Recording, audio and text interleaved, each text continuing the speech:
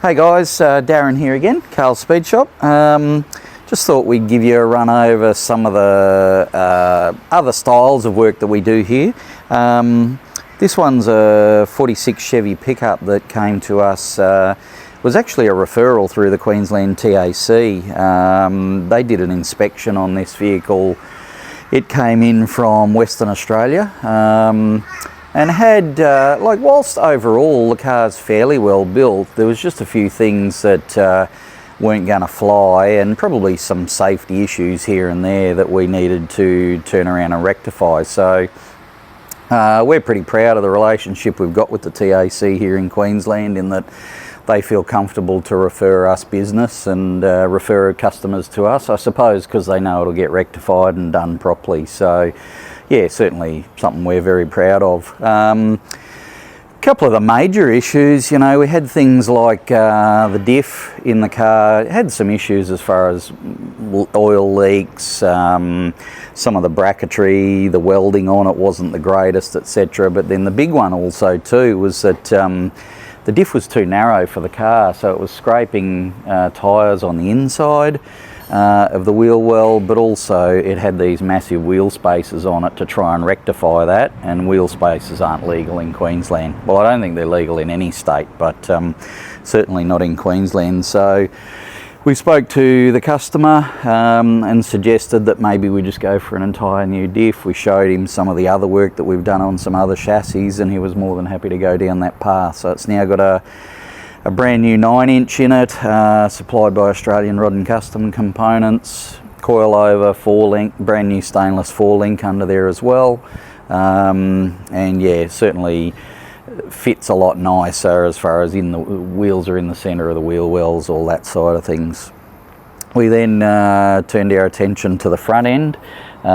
This had a really, there's no way to mince words on this one. It had a really bad and really poorly installed Mustang 2 front end in it. The Mustang 2 front end itself was actually, like, there was parts and components that are actually bending under stress and weight loads. So once again, you know, we spoke to the customer, and you know, we could have strengthened and rectified that front end, but there again, we then still have issues as to no engineering paperwork on that front end. So again, we chose to go down the path of installing an entirely new front end in it.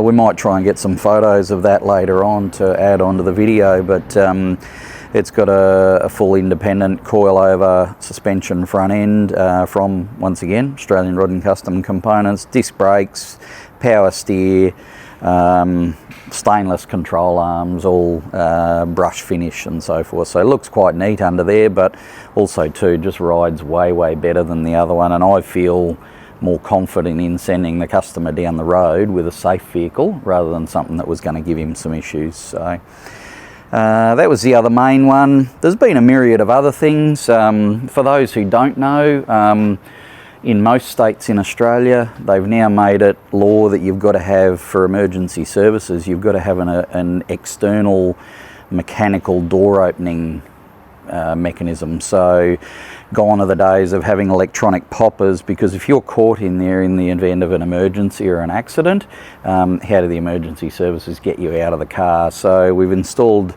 just some aftermarket handles on that. They're actually 33, 34 forward for those who are taking note of that sort of stuff, but they work quite well for our purposes here, and they kind of don't look out of place on the truck. So once we'd done all that, we just had to do things like making sure that all the door handles operated correctly, all the latches, power windows and everything still fit around where that handle mechanism was.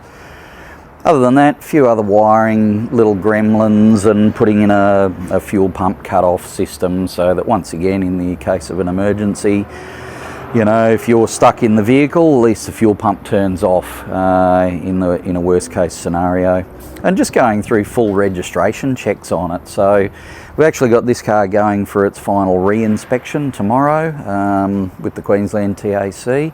So I'm sure maybe next week we'll probably give you some updates on that. But at the moment we're happy in that this would be a vehicle that we're happy to take through to the inspection process. So yeah, watch this space, and we might throw some other photos of front end and rear end up for you. So, cheers.